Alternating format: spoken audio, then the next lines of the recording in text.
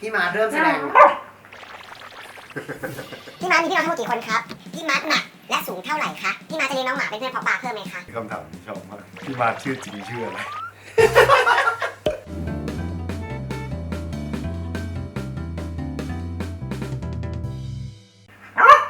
สวัสดีครับทุกคนขอต้อนรับเข้าสู่มัจจุ YouTube ซึ่งวันนี้เนี่ยเราจะมาทำ Q&A กันนะครับ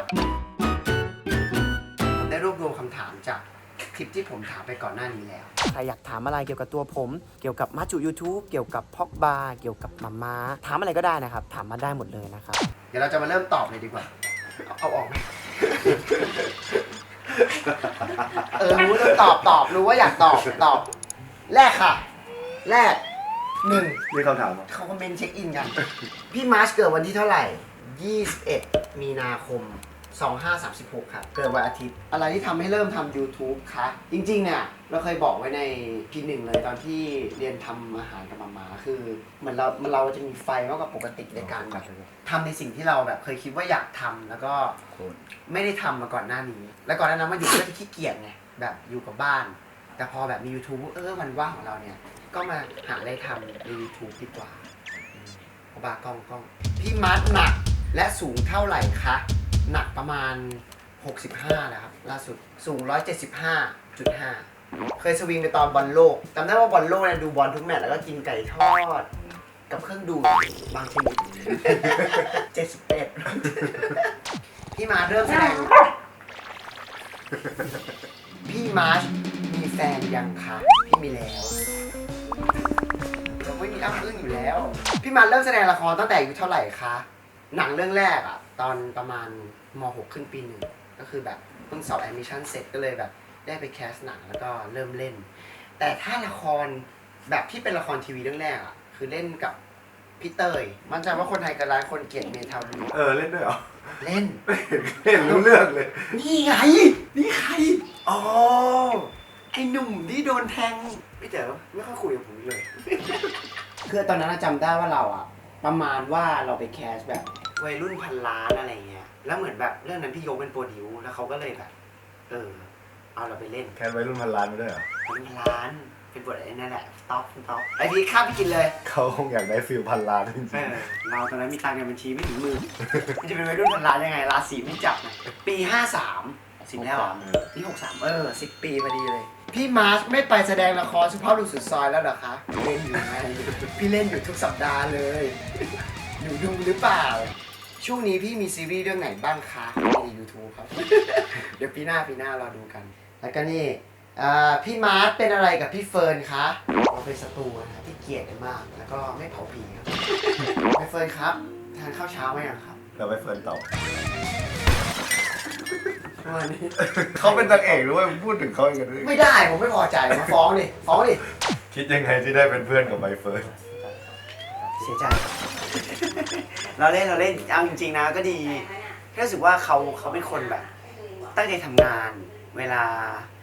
าเล่นก็เล่นเวลาทำงานก็คือทำงานแล้วแบบใบหน้าที่สวยอะแต่ข้างในอ่อนโยนแต่พุ่งด้วยความเถื่อนและแข็งกร้านนี่คือคำจำกัดความของใบเฟิร์นพี่ม้าเป็นคนขี้อายหรือกวนๆคะขี้อายนะกูรู้แล้วทำไมใบเฟิร์นตกพี่ม้ามีร้านอาหารที่ไปกินบ่อยที่สุดคือร้านอะไรและเมนูอะไรเคบิ๊กนะเคบิ๊ก5 หม้อคำถามที่ชอบมากพี่มาชื่อจริงชื่ออะไรทำไมพี่มาหน้าใสจังอยากใช้ครีมอะไรเรื่องนี้เป็นเคล็ดลับเดี๋ยวไว้มีโอกาสเราจะบอกโอกาสเราโอกาสดีทางแบรนด์เขาก็รู้ด้วยว่าผมใช้ พี่มาชอบกินอาหารอะไรคะพี่ชอบกินก๋วยจั๊บหมูกรอบล้วนกะเพราหมูกรอบตระกูลหมูกรอบเนี่ยชอบกินมากแต่ว่าพออายุมากขึ้นมันก็อ้วนง่ายขึ้นก็เลยต้องเบาๆมั่งผ่อนๆลงมานี่ให้บอกบ้าพี่มาชอบกินเมนูอะไรโดนด่าอีกภาพพี่มามีพี่น้องทั้งหมดกี่คนครับมีพี่ชาย1 คนชื่อเมทัศน์ที่หน้าตาคล้ายๆกันทำไมถึงครึ่งเดียวเองเรียกพี่ชายว่าเมทัศน์เฉยๆคือด้วยความที่เมทัศน์อะมาไม่ตั้งชื่อเล่นให้เขาก็เลยไม่มีชื่อเล่นแล้วจะเรียกพี่เมทัศน์เนี่ยมันก็ยาวไป3 พยางค์ยากแล้วมันไม่ทันใจเวลาแบบจะคุยอะไรแล้วก็เลยเรียกเมทัศน์ธรรมดาเขาก็ไม่โกรธชอบกินเมนูอะไรของมาม่ามากที่สุดคะให้เพื่อนได้ตอบตัวนี้เลยก๋วยเตี๋ยวหลอดพี่มาใช้กล้องอะไรถ่ายคะพี่ใช้กล้องพี่ปาล์มครับ แต่ว่ายี่ห้อเนี่ยไม่บอก เพราะว่าถ้าลูกค้าเข้าปุ๊บอะจะเป็นยี่ห้อนั้นทันทีบังนี่พี่ปานี่แต่กล้องพี่เองถ้าพี่มาได้เป็นอาชีพนักแสดงเนี่ยพี่มาจะทำอะไรคะถามคำถามนี้มาดีมากเพราะว่าเผื่อไม่รู้เพราะว่าตอนนี้เนี่ยchannelของพี่เนี่ยมีรายการใหม่ ชื่อรายการว่า Second Plan มันเป็นเหมือนเราเกิดไอเดียที่ว่าแบบเราทำอาชีพนักแสดงตรงเนี้ยเผื่อวันหนึ่งเราก็แบบอาจจะถึงจุดอิ่มตัวอยากไปทำอะไรอย่างอื่นหรือว่าแบบอายุเราก็เยอะขึ้นอะไรเงี้ยก็เลยเหมือนหา Second Plan พี่ก็จะเอาตัวเองเนี่ยไปลองทำอาชีพต่างๆ ที่พี่รู้สึกว่าเราสนใจแล้วก็เป็นไปได้ยังไงก็ไปลองหาดูกันได้channel พี่กดเข้าไปตรงนี้พี่มาจะเลี้ยงน้องหมาเป็นเพื่อนพอกบาร์เพิ่มไหมคะมาเลี้ยงว่ะตัว ไม่เรียนเลยค่ะ นี่อันนี้เป็นเพื่อนพอกบาร์สมมติถ้าแบบเรากรอกนะเดี๋ยวจำลองให้ดูกินขนมกันการเห็นป่ะจะกัดแต่แบบไม่พอใจ พี่มาสายตาสั้นเท่าไหร่สั้นหรือยาวทำไมถึงใส่แว่น พี่สั้น375ครับแล้วก็เอียง25 2ข้างเลยเล็บเท้าหายม่วงหรือยังครับใกล้หายสนิทแล้วนะ ใกล้หาย ขอบคุณในความใส่ใจที่แบบแฟนชาแนลสังเกตแม้กระทั่งเล็บเท้าผมนะครับ ขอบคุณมากทำไมถึงชอบเล่นบอลเพราะว่ามันสร้างรายได้แล้ว ไม่ใช่ คนละเล่น ชอบเล่นเด็กแล้วอะพอเราดูบอลแล้วเราก็แบบสนุกรู้สึกระทึกรู้สึกแบบพอเราเห็นในจอดูบ่อยๆปุ๊บมันก็เริ่มอยากเล่นเองแล้วมันคนเล่นมันก็สนุกอะเป็นคนกลัวความสูงไหมสนใจจะทำตะลุยสวนสนุกไหม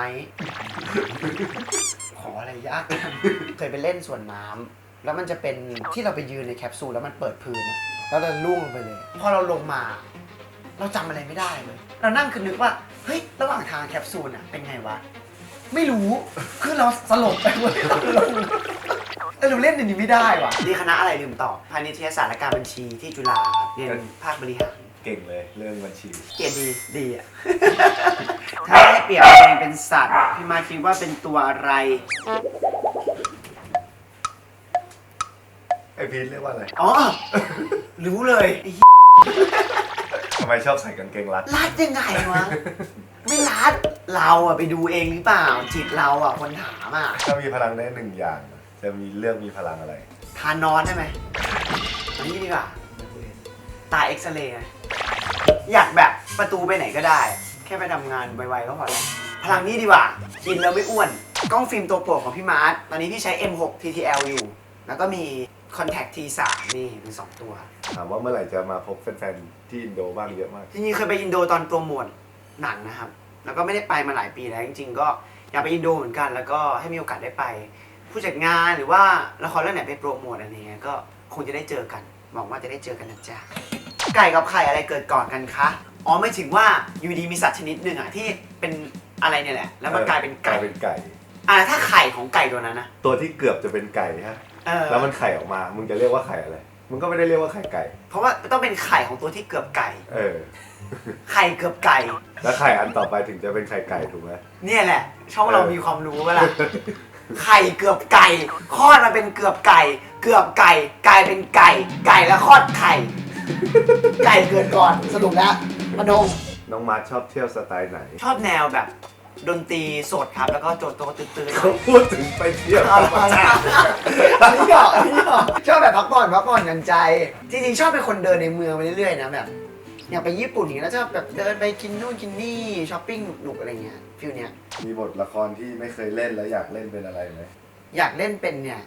พวกชีวประวัติคนน่ะเช่นแบบอายุตัวอย่างเท่าแก่น้อยเนี่ยถ้าเราต้องเป็นอีกคนหนึ่งมันเป็นโจทย์ที่ยากกว่าปกติตัวละครจากบทเนี่ยมันไม่มีภาพที่มันตายตัว แต่พอมันเป็นมีบุคคลจริงๆ แล้วก็แบบมันท้าทายเราอีกแบบหนึ่ง งั้นถ้ามีคนติดต่อมา2เรื่อง ระหว่างหนังชีวประวัติของพีทพัชระ ฮะ กับชีวประวัติของแน็กชาลี จะรับเรื่องไหน เอาพีชดีกว่าเพราะแน็กเนี่ยกายภาพผมก็ไม่เท่าเขาสมมติผมเล่นซีนตกบันไดแล้วต้องยืนขึ้นมาด้วยท่านั้นนะผมก็ทำไม่ได้ ผมเชื่อนะเพราะสิ่งที่เขาเล่าเนี่ยมันดูเวอร์นะ แต่เขาเล่าสนุกนะเล่าแบบเล่าแบบจริงใจอ่ะ ดูเวอร์ไอ้ป่าตอนแรกเล่าแล้วมันแบบเฮ้ยโหเหมือนอัมแต่งเรื่องอัมเนี่ย อ่ะ ไปดูคลิปวงจรเอาไม่จริงเหตุผลอะไรที่ทำให้เขายืนขึ้นมาได้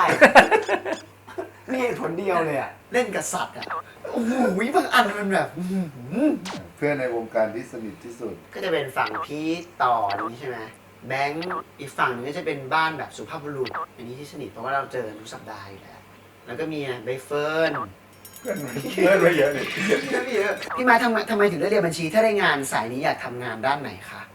ถ้าให้เลือกตอนนี้ฝั่งบริหารอยากทำงานพวกแบบเกี่ยวกับหุ้นเกี่ยวกับกองทุนอะไรเงี้ยนี่เล่นซีรีส์หนังมากี่เรื่อง เราเล่นหนังมาแล้ว 2 เรื่องถ้าไม่นับรับเชิญเป็น3เล่นละครมา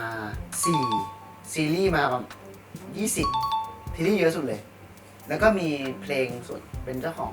ร้องเพลงด้วยเหรอ เพลงอาจจะเกียนจะรั้นแต่ชีวิตมันก็ต้องไปให้สุดแย่ แค่นี้ มียาวกว่านั้น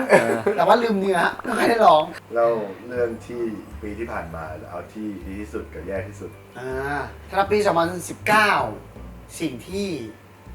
แย่ที่สุดในปีช่วงนั้นเราแบบเหมือนเราถ่ายซ้อมกัน2 เรื่องแล้วแบบเวลานอนมันน้อยมากเลย2 ชั่วโมงอะไรเงี้ยจนแบบเหมือนร่างกายไม่ค่อยไหวมันเลยป่วย คือณตอนนั้นรู้สึกแบบมันเหนื่อยมากแล้วก็มีช็อตแบบท้อด้วยนะแบบก็เป็นช่วงที่รู้สึกว่าท้อบ้างในปีที่ผ่านมาเพราะว่าปีที่ผ่านมาแบบช่วงต้นปีแบบทำงานติดกันเลยแบบ 3-4 เดือนอะไรเงี้ยส่วนเรื่องที่ดีที่สุดคือการที่ผมได้มาทำมาจุ YouTube นี่เรื่องจริงมันเป็นประสบการณ์ใหม่ที่เราแบบได้เรียนรู้ว่าแบบการทำงานจริงๆในอีกรูปแบบหนึ่งในแง่เราเป็นโปรดักชันเองมันเป็นยังไงก็รู้สึกเราโตขึ้นแล้วก็สนุกมากขึ้นในปีนี้จบเสร็จขอบคุณมากทุกคนที่ถามเข้ามาแบบเกือบกี่คอมเมนต์เนี่ย600พยายามตอบให้ครบแต่ว่าไม่ครบจริงๆถ้ามีโอกาสคราวหน้าเดี๋ยวจะมา Q&A กันใหม่เจอกันตามถนนทักทายได้ปกติอยากถามอะไรถามได้เลยเดี๋ยวมามี Q&A 2 แน่นอนเพราะทำแล้วแบบรู้สึกว่าตอบไม่ครบไม่ค่อยสบายใจเลยเดี๋ยวคราวหน้านะ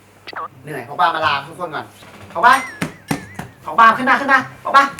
ก็กดไลค์แชร์ด้วยแล้วก็ Subscribe Channel ผมนะครับเดี๋ยวจะมีอะไรให้ติดตามกันมากขึ้นเรื่อย เป้าหมายปีนี้อยู่ที่กี่ซับ ๆหวังไว้ขอให้มี Subscribe ผมเท่าไหร่พอบ้า500,000แล้วกันขอสัก500,000ถ้าเป็นไปได้เนาะเข้าใจไหม500,000ป่ะ